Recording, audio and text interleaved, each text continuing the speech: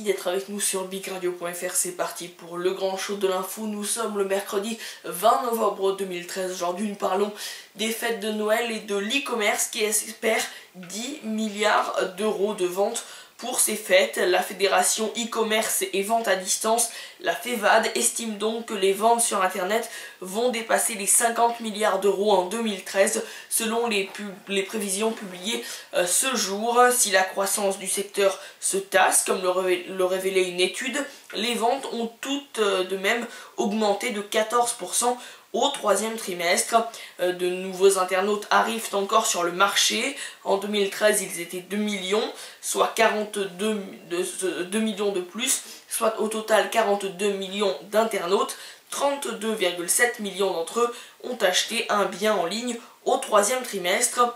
Pour les fêtes, les vendeurs sur internet peuvent donc compter avec la connectivité accrue des plus de 65 ans. Selon Bertrand Krug de Médiamétrie, ils ont plus de personnes à gâter. Leur budget cadeau de 241 € est 25% au-dessus de la moyenne, étant à 193 €.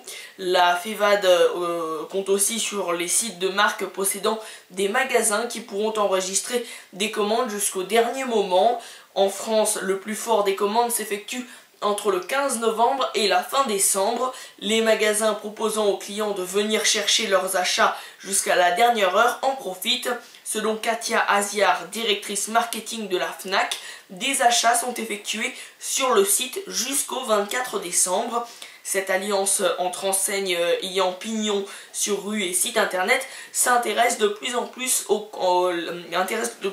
les consommateurs, selon l'étude de la FEVAD. La première raison étant de faire ses courses en ligne, mais avec des prix toujours revus à la baisse.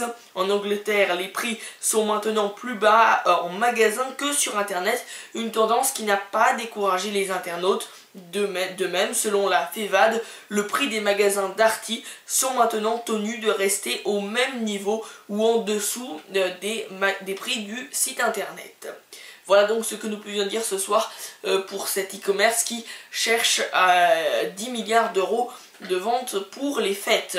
Rapidement, le bloc-notes a commencé par le tireur solitaire et Alain Rodier, directeur de recherche au Centre français de recherche sur le renseignement et spécialiste du terrorisme, explique qu'on ne peut pas parler de terrorisme dans ce cas du tireur en fuite, hein, on en avait parlé lundi. Et puis le Mediator, une transaction financière importante entre Servier et une victime s'est produite. Voilà, c'est la fin de cette édition, merci de l'avoir suivi et à demain pour de nouvelles actualités.